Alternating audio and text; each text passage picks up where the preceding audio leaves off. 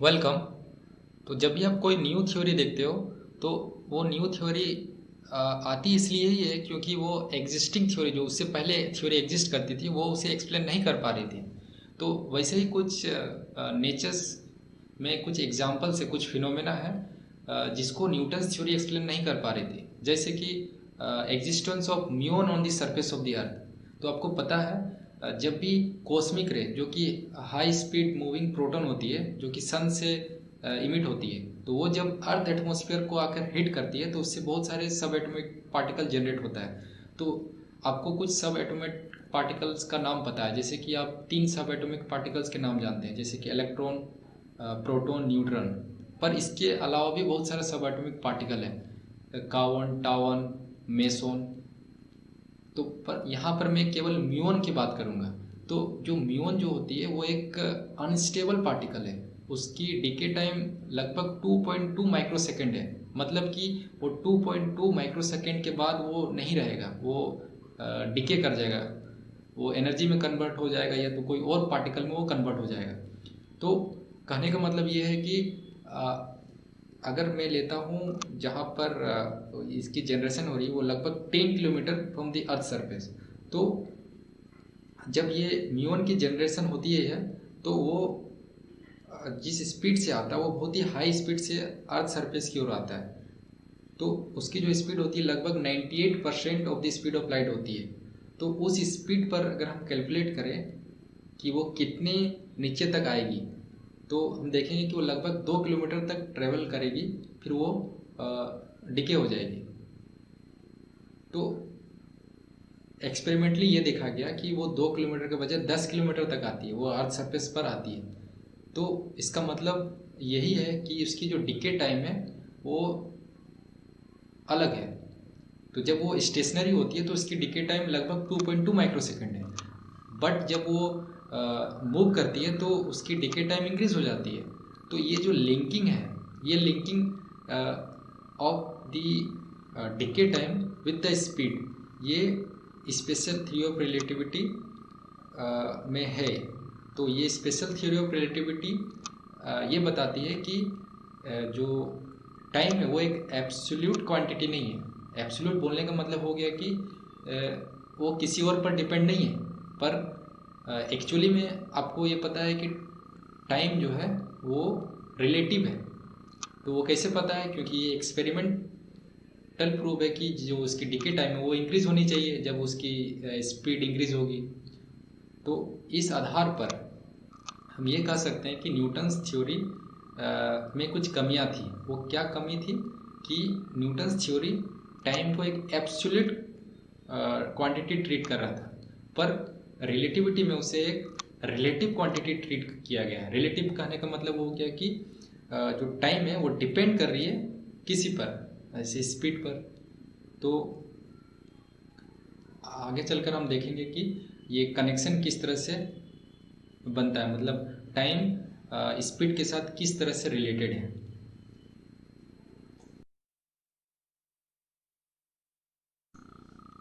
तो आपने अभी देखा कि न्यूटन्स थ्योरी में कुछ कमियां थी।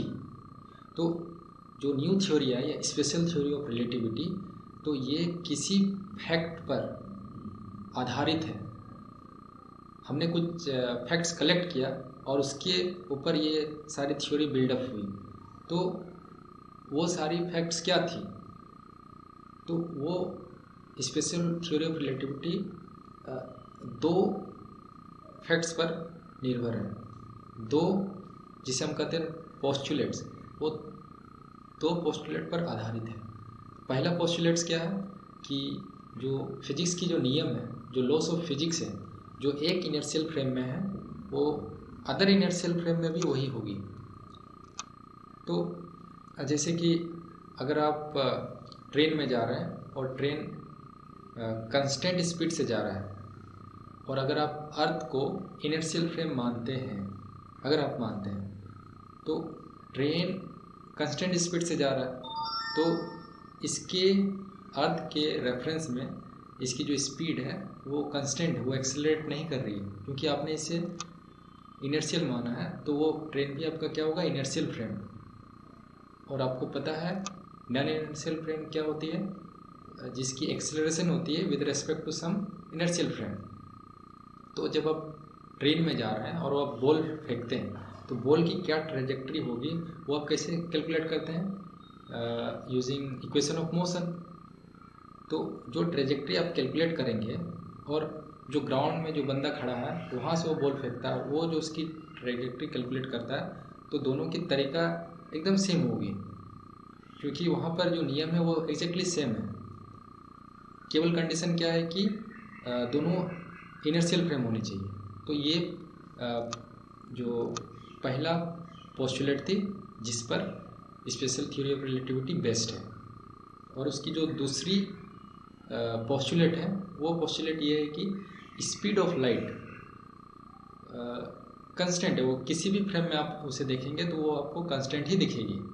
कहने का मतलब ये है कि अगर आप बॉल लेके कोई ट्रेन में जाते हैं तो आपको दिखता है कि वो बॉल रुका हुआ है क्योंकि आप उसे मूव नहीं कर रहे हैं, पर जो ट्रेन के बाहर खड़ा है और आपको देख रहा है खिड़की के थ्रू, तो उसको दिखेगा कि बॉल आगे जा रहा है ट्रेन के साथ। तो एक के रेस्पेक्ट में बॉल जा रहा है और एक के रेस्पेक्ट में बॉल नहीं जा रहा है। पर लाइट के साथ ऐसा नहीं है। लाइट की अगर आप कोई टॉर्च लाइट जलाते हैं और आप ट्रेन में बैठकर उसकी स्पीड मेज़र कर रहे हैं, तो जो स्पीड आप मेज़र करेंगे, जो ट्रेन के बाहर खड़ा है वो व्यक्ति भी सेम स्पीड मेज़र करेगा।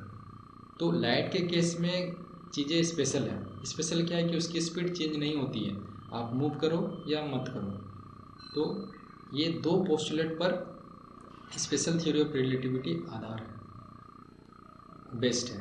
तो जो दूसरी पोस्टुलेट है कि स्पीड ऑफ लाइट कांस्टेंट है, ये कुछ एक्सपेरिमेंट के थ्रू मिला कि स्पेस लाइट की जो स्पीड है वो कांस्टेंट है। तो बहुत सारी एक्सपेरिमेंट थी, उसमें से मैं कुछ दो एक्सपेरिमेंट की नाम बता रहा हूँ। एक थी माइकलसन मोर्ले एक्सपेरिमेंट और दूसरी थी फ्यूजो एक्सपेरिमेंट। तो ये दोनों एक्सपेरिमेंट ये बताती है कि स्पीड ऑफ लाइट क्या है, कांस्टेंट है।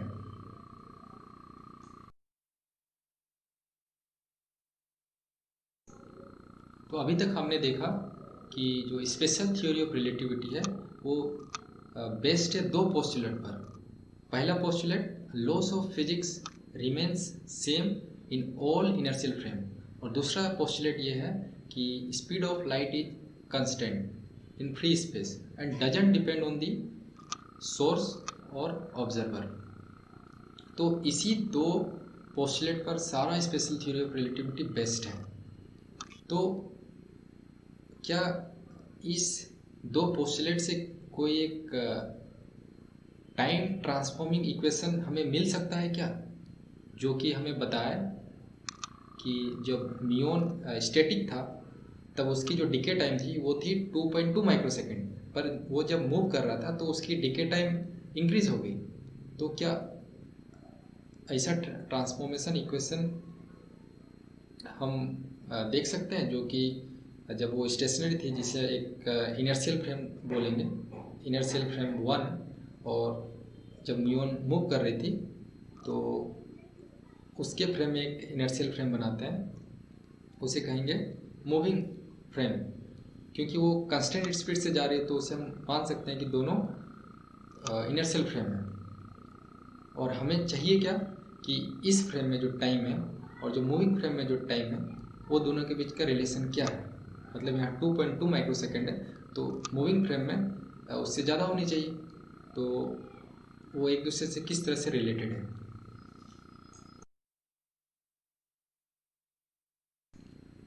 तो स्पेशल थ्योरी ऑफ रिलेटिविटी में जो हमें ट्रांसफॉर्मेशन इक्वेशन मिलती है, जो कि एक इनर्शियल फ्रेम से दूसरे इनर्शियल फ्रेम में वो किस तरह से ट्रांसफॉर्म करेगी, उसे हम कहते हैं लॉरेंज ट्रांसफॉर्मेशन।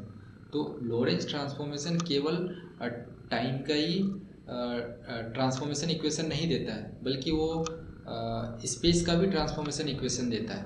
कहने का मतलब हो गया कि अगर आप स्टैटिक है और कोई रड या कोई भी ऑब्जेक्ट को मेज़र कर रहे हैं, उसकी डायमेंशन मेज़र कर रहे हैं, और आप जब मूव कर रहे हैं तब उसकी डायमेंशन मेज़र कर रहे हैं, तो वो अलग अलग होगी।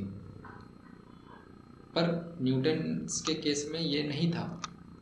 उसके केस में स्पेस और टाइम दोनों ही एब्सोल्यूट था, पर आइंस्टाइन के केस में ये दोनों रिलेटिव था। तो पहले जो रिलेटिविटी के पहले जो हम ट्रांसफॉर्मेशन इक्वेशन यूज़ करते थे उसे हम कहते थे गैलीलियन ट्रांसफॉर्मेशन, और गैलीलियन ट्रांसफॉर्मेशन का एक्सटेंशन है लॉरेंज ट्रांसफॉर्मेशन। और लॉरेंज ट्रांसफॉर्मेशन बहुत सारे फिनोमेना को एक्सप्लेन करता है। तो इसलिए हम फॉर ऑल प्रैक्टिकल पर्पस, मतलब जब जो स्पीड है relative to the speed of light है, मतलब कि स्पीड ऑफ लाइट के आसपास है, तब हम गैलीलियन ट्रांसफॉर्मेशन यूज़ नहीं करेंगे, उसकी जगह पर लॉरेंज ट्रांसफॉर्मेशन यूज करेंगे। पर जब नॉर्मल स्पीड की बात करें तब लॉरेंज ट्रांसफॉर्मेशन वो अप्रोक्सीमेट हो जाता है गैलीलियन ट्रांसफॉर्मेशन पर। तो इसका मतलब क्या है कि जब स्पीड को बहुत ही कम कर दें तब जो लॉरेंज ट्रांसफॉर्मेशन है वो किस पे कर आ जाएगा, गैलीलियन ट्रांसफॉर्मेशन में। पर तो लॉरेंज ट्रांसफॉर्मेशन एक जनरल ट्रांसफॉर्मेशन है। अभी यहाँ जानने की कोशिश करेंगे कि गैलीलियन ट्रांसफॉर्मेशन क्या है। तो एक इनर्शियल फ्रेम लेते हैं x y z, और इस इनर्शियल फ्रेम के रेस्पेक्ट में एक मान लेते हैं म्यून मूव कर रहा है। तो म्यून में एक मैं फ्रेम बनाया हूँ और उसे रिप्रेजेंट किया हूँ प्राइम से।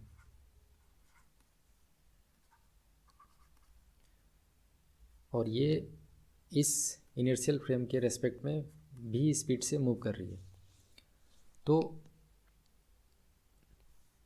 गैलीलियन पॉइंट ऑफ व्यू से अगर देखें तो मान लेते हैं कि इस फ्रेम में कोई पॉइंट है, मान लेते हैं वो पॉइंट ये है, और ये पॉइंट की डिस्टेंस जो ओरिजिन से है x1 प्राइम, और इस फ्रेम से उसके डिस्टेंस है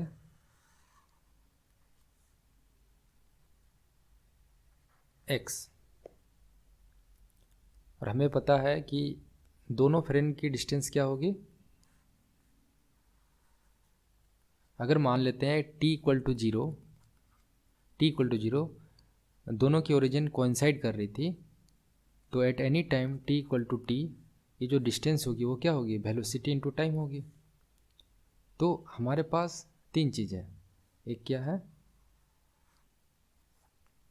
ये x है, ये x1 है, x1 प्राइम है, ये x1 है, x1 प्राइम है, और ये डिस्टेंस क्या है, vt है। तो क्या हम यहाँ से कोई इक्वेशन निकाल सकते हैं? हाँ बिल्कुल। वो क्या है, x1 इक्वल टू मैं लिख सकता हूँ vt प्लस x1 प्राइम। इसे इस तरह से भी लिखा जा सकता है x equal to x prime plus vt। ये जनरल फॉर्म में लिखा हूँ, मतलब कि ये जो पॉइंट है प्राइम फ्रेम में, इसकी जो डिस्टेंस है उससे हमें vt ऐड कर लेना है। तो हमें क्या मिलेगा, अनप्राइम्ड फ्रेम से इसकी लोकेशन क्या है। तो ये थी transformation equation from unprime to prime. वही अगर मैं चाहता हूँ कि अनप्राइम्ड की लोकेशन से इसकी लोकेशन पता करें, तो मुझे करना क्या होगा, x prime equal to x minus v t. मैं वी टी को लेफ़्ट साइड लेकर आया, तो यहाँ से मुझे क्या मिलेगा कि इस फ्रेम में, प्राइम फ्रेम में पॉइंट की लोकेशन क्या है, तो उसके लिए मुझे क्या पता करना होगा, अनप्राइम्ड फ्रेम में उसकी लोकेशन क्या है, x माइनस वी टी। तो ये थी लॉरेंज ट्रांसफॉर्मेशन। तो इसी चीज़ को हम जनरलाइज करेंगे और जनरलाइज करने के बाद उस पर स्पेशल थ्योरी ऑफ रिलेटिविटी की पोस्टुलेट को यूज़ करेंगे। तो यहाँ पर हमें दिख रहा है कि जो अनप्राइम्ड फ्रेम है, यहाँ पर जो इसकी स्पेस और टाइम जो अनप्राइम्ड इस प्राइम्ड के साथ किस तरह से डिपेंडेंस है वो मुझे दिख रहा है यहाँ पर गैलीलियन ट्रांसफॉर्मेशन में। तो इसकी जो x y z और t और यहाँ पर x prime y prime z prime t prime, तो इसकी जो डिपेंडेंस है वो किस तरह से है, वो ये दो इक्वेशन बता रहा है। यहाँ पर y equal to y prime है, क्योंकि y में कोई मोशन नहीं हो रही है। तो ओरिजिन से ये जितने ऊपर लोकेशन है इस पॉइंट की, सेम यहाँ से भी वही होगी, क्योंकि y डायरेक्शन में कोई मूवमेंट नहीं हो रहा है। और z equal to z prime है। और यहाँ पर आप देख सकते हैं कि t और t दोनों ही केस में सेम है, तो t equal to t prime है। तो ये थी रिलेशन गैलीलियन ट्रांसफॉर्मेशन में। अब हम इसे जनरलाइज करना चाहते हैं, तो जनरलाइज करने के लिए क्या करना होगा, हमें यहाँ दिख रहा है कि x मतलब कि अनप्राइम्ड फ्रेम में वो प्राइम्ड फ्रेम की स्पेस और टाइम का समेशन है। तो अगर मैं इसे जनरल वे में लिखना चाहूँ तो मुझे इस तरह से लिखना होगा,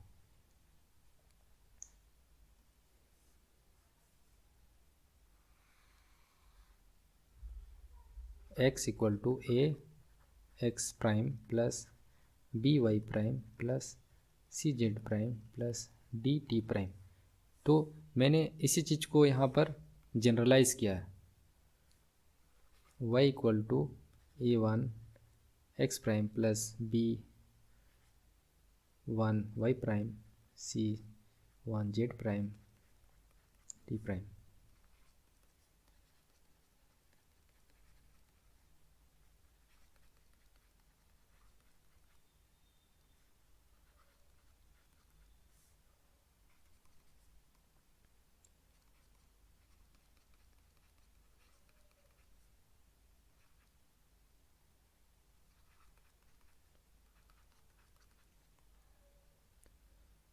तो पहला सवाल आता है कि इस इक्वेशन को जनरल फॉर्म में क्यों लिखना ज़रूरत पड़ा, क्योंकि हमें पता है कि ये एक गैस है, हमें ये पता नहीं है कि ये सही है या गलत है, पर इस गैस को लेकर हम आगे बढ़ेंगे।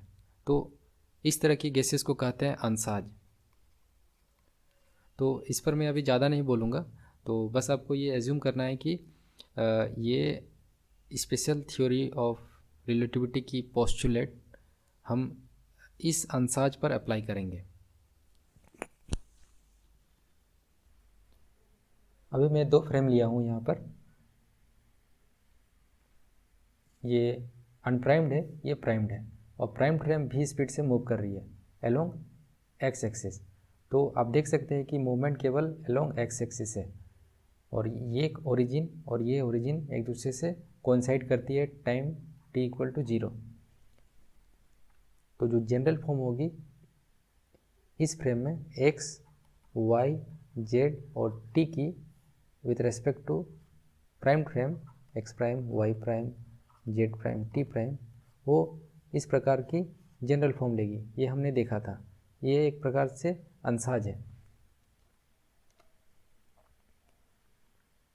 और क्योंकि जो स्पीड है वो अलोंग एक्स एक्सिस ही है और y और z पर इसका कोई डिपेंडेंस नहीं है, तो जो जब ये स्टेशनरी होगी और ये मूव करेगी तो दोनों ही केस में y और z में कोई अंतर नहीं आएगा। तो ये रीजनिंग से हम y और z को सिंप्लीफाई कर सकते हैं और जो कंस्टेंट है उसे हटा सकते हैं, जैसे कि a1, b1, c1। तो सिंप्लीफाइड फॉर्म में यहाँ लिखता हूँ,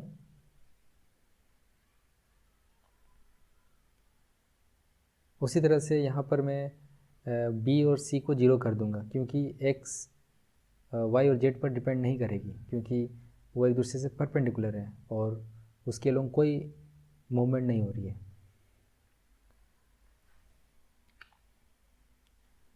तो मैंने पाया कि जो ये इक्वेशन है वो सिंप्लीफाई होकर ये दो इक्वेशन में आ जाती है, और वाई और जेड को मैंने लिखा हूँ क्योंकि वो उनका रिलेशन बहुत ही सिंपल है। तो अभी मैं इसे मैट्रिक्स फॉर्म में लिखा हूँ, एक्स टी को मैं कॉलम मैट्रिक्स में लिखा हूँ और ए डी ई एच को एक 2x2 मैट्रिक्स में लिखा हूँ।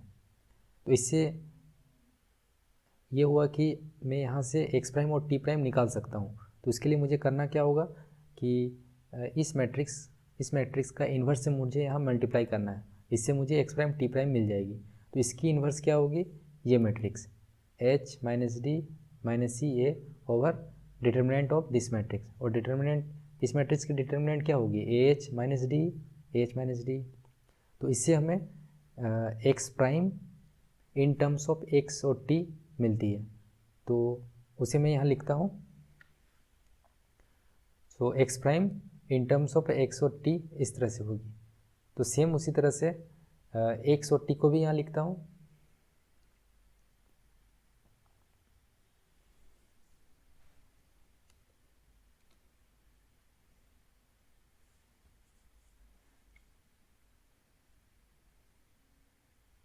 तो ये हमारी दो रिड्यूस्ड इक्वेशन मिली,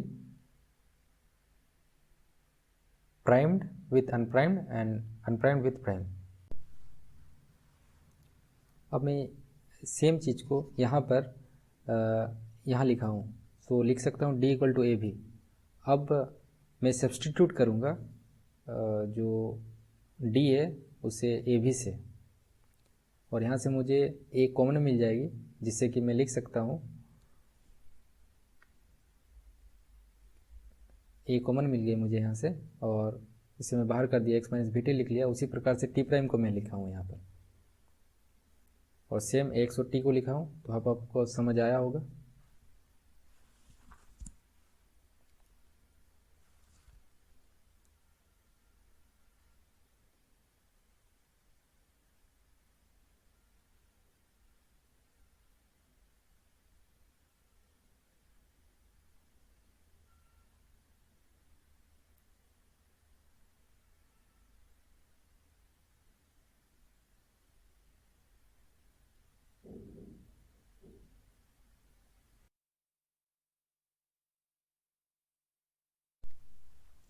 अब मैं सिमेट्री प्रिंसिपल यूज़ करूँगा। इसे यूज़ करके मैं इसकी रिलेशन पता कर सकता हूँ। तो जब मैं यहाँ से अनप्राइम्ड से प्राइम को देखता हूँ तो मुझे ये रिलेशन मिलती है, ये। और सेम चीज़ मैं जब यहाँ से इसे देखूँगा तो बस जो चेंजेस क्या आएगी वो प्लस भी की जगह माइनस भी होगी। तो सेम सिमेट्री प्रिंसिपल को मैं यहाँ यूज़ करूँगा। पर मुझे ये पता है कि ये चीज़ इसके बराबर है, तो ये मुझे क्या बताती है कि ये जो डिनोमिनेटर है ये इक्वल टू 1 होगी। तो इससे मुझे ए स्क्वायर माइनस ए बी का रिलेशन मिल जाता है।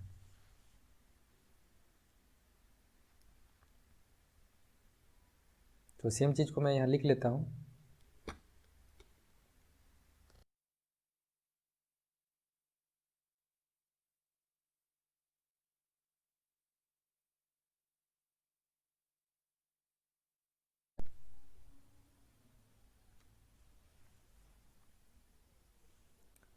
तो मैं अब पोस्टुलेट यूज़ करूँगा, second postulate, speed of light is same for both observer. तो ये ऑब्जर्वर जो स्पीड ऑफ लाइट जो ऑब्जर्व करेगा, सेम ये ऑब्जर्व भी सेम मेजरमेंट लेगा। तो इस केस में जो डिस्टेंस जो ट्रेवल होगी वो x equal to c t होगी, और इस केस में सी टी प्राइम होगी। तो मैं यहाँ पर एक्स प्राइम को सब्सटीट्यूट करूँगा सी टी प्राइम से, और एक्स को सब्सटीट्यूट करूँगा सी टी से, जो कि मुझे बाकी कंस्टेंट को निकालने में मदद करेगी। तो एक्स को मैं रिप्लेस कर दिया सी टी से, और एक्स प्राइम को सी टी प्राइम से। अब मैं बोथ साइड से टी को निकाल लेता हूँ, और यहाँ से मैं सी को निकाला और सी कैंसिल हो जाती है।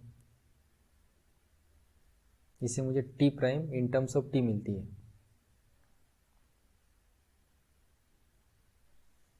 यहाँ से भी मैं टी बाहर निकाल लिया।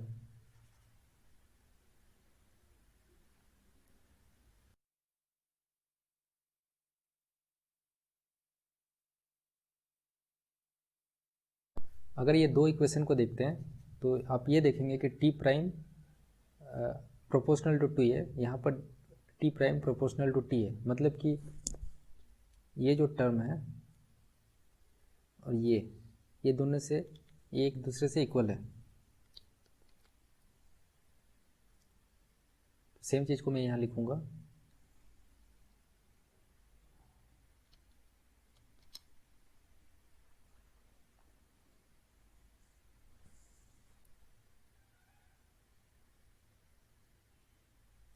और ये को यहाँ से बाहर निकाल लेता हूँ।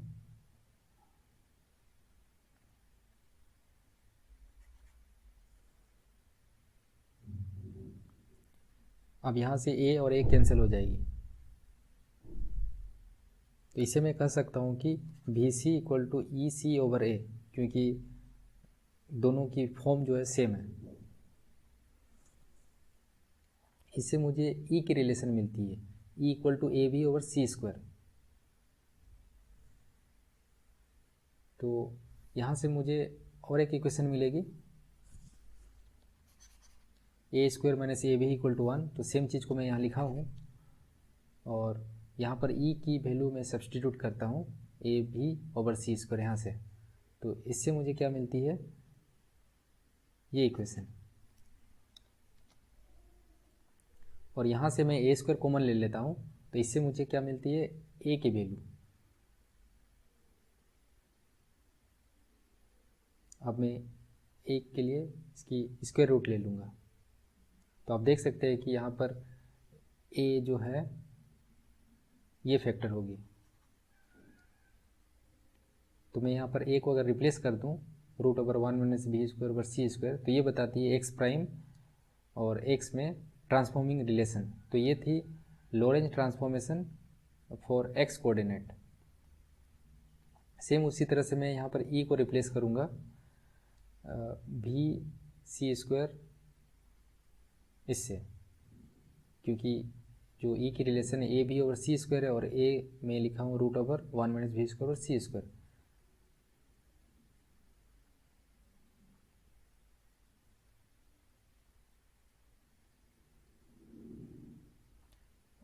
इन दोनों से मैं ए को बाहर निकाल लूँगा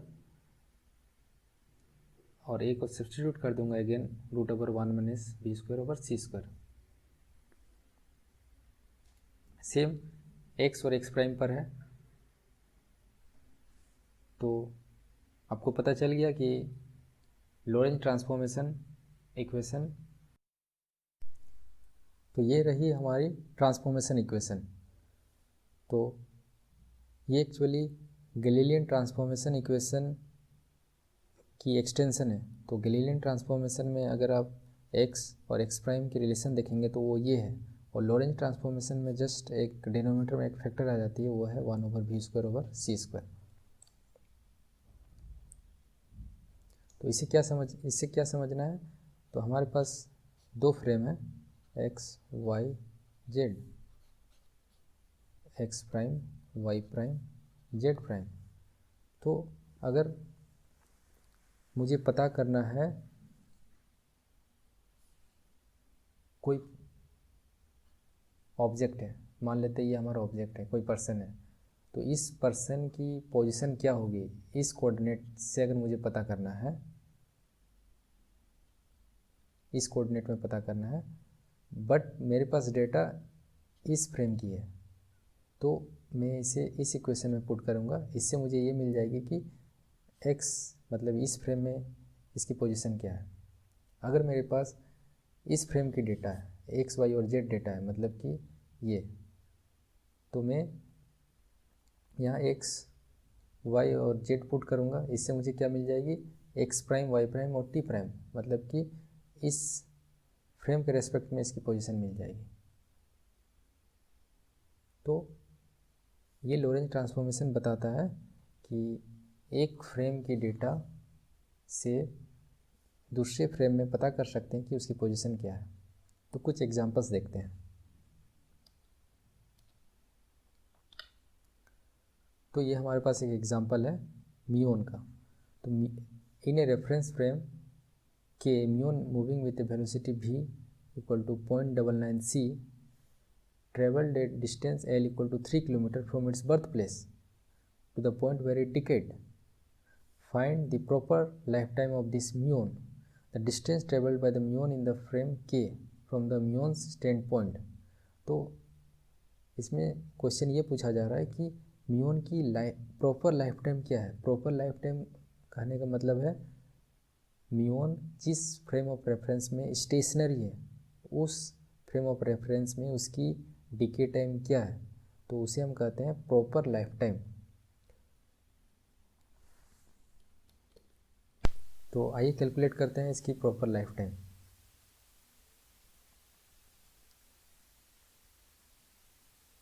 तो ये मान लेता हूँ कि ये मेरी लेबोरेटरी फ्रेम है, एक्स वाई जेड, ये ओरिजिन है और म्यून मूव कर रही है अलोंग एक्स एक्सिस।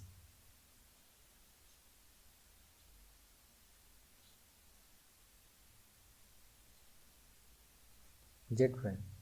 तो मैं मान लेता हूँ कि म्यून ओरिजिन पर है और ये फ्रेम v स्पीड से मूव कर रही है और v की वैल्यू कितनी है 0.99 c। तो हमें पता करना है कि इस फ्रेम में म्यून स्टेशनरी है, बट इस फ्रेम में म्यून स्टेशनरी नहीं है, क्योंकि इस फ्रेम से अगर हम देखें तो म्यून राइट साइड जा रही है, बट इस फ्रेम में वो तो हमेशा ओरिजिन पर ही है। तो इस फ्रेम में जो इसकी लाइफ टाइम होगी वो टी प्राइम होगी और इस फ्रेम में इसकी जो लाइफ टाइम होगी वो होगी टी। तो हमें क्या पता करना है, प्रॉपर टाइम। प्रॉपर ये हो गई प्रॉपर टाइम। तो ये कैसे कैलकुलेट करेंगे, तो हमारे पास एक डेटा है L इक्वल टू 3 किलोमीटर, मतलब कि अगर कंसिडर करें t इक्वल टू 0 दोनों कोइंसाइड कर रही थी, दोनों ओरिजिन, तब t इक्वल टू टी ये मैं मान सकता हूँ कि ये जो डिस्टेंस है वो L है। तो हमें क्या पता है, ये L डिस्टेंस कहाँ पर है, इस फ्रेम में है, मतलब मुझे यहाँ से यहाँ का डिस्टेंस पता है। तो मैं यहाँ पर अगर x की वैल्यू मुझे पता है, बट अगर मैं इस फ्रेम से देखूँ तो म्यून ओरिजिन पर है, मतलब कि x प्राइम इक्वल टू 0 है और x इक्वल टू L है। ये दो डेटा हमारे पास है, तो ये दो डेटा की मदद से हम t प्राइम निकालेंगे। तो चलिए इसको यूज़ करते हैं। तो आप देख सकते हैं कि अगर मैं यहाँ पर इसे पुट करता हूँ x प्राइम को, तो मुझे x minus v t equal to 0 मिलेगी।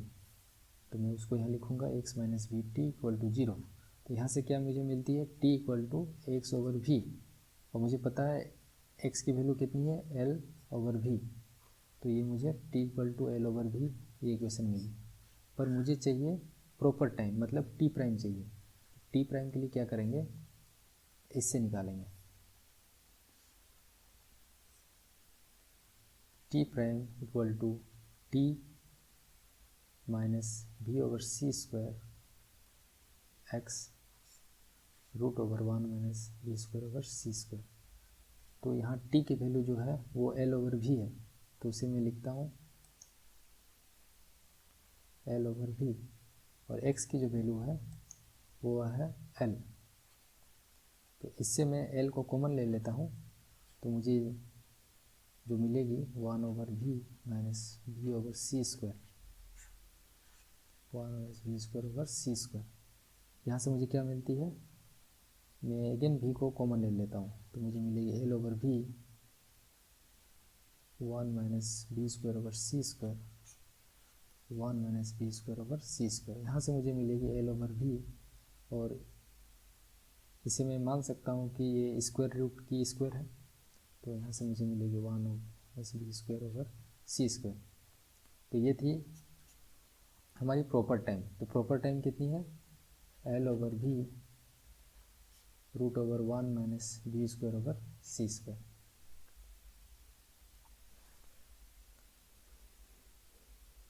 तो आप देख सकते हैं कि जो आदमी इस फ्रेम पर खड़ा है, अनप्राइम्ड पर खड़ा है, तो वो जब म्यून की डिके कैलकुलेट करता है तो उसे जो डिके मिलेगी वो एल ओवर भी मिलेगी। पर इस फ्रेम में जो व्यक्ति खड़ा है उसे जो डिके टाइम मिलेगी वो मिलेगी L over v root over 1 minus b square over c square. तो इस फ्रेम में हमेशा उसे कम मिल रही है डिके टाइम, बट इस फ्रेम में वो ज़्यादा हो रही है। तो ये हमें एक्सप्लेन करती है, जैसे कि ये मेरी अर्थ एटमॉस्फेयर है और अर्थ सरफेस यहाँ पर है, तो जो व्यक्ति यहाँ खड़ा है और म्यून ये एंटर कर रहा है इधर, तो म्यून के फ्रेम में उसकी जो प्रॉपर टाइम है और ये व्यक्ति को जो प्रॉपर टाइम दिखेगा वो ज़्यादा दिखेगा। तो ज़्यादा दिखेगा मतलब वो देर तक लास्ट करेगा, और जिसके कारण वो लंबा डिस्टेंस ट्रेवल कर सकता है। तो ये special theory of relativity predict कर रही है कि इसके फ्रेम में जो टाइम है जिसको हम टी प्राइम बोल रहे हैं, और इसके फ्रेम में जो टाइम है जिसको हम टी बोल रहे हैं, वो अलग अलग है। जैसे कि आप देख सकते हैं ये है टी प्राइम और ये थी टी और ये थी टी प्राइम, तो दोनों टाइम अलग अलग है। तो इससे हम कह सकते हैं कि time is relative not absolute. Hope आपको समझ आया होगा।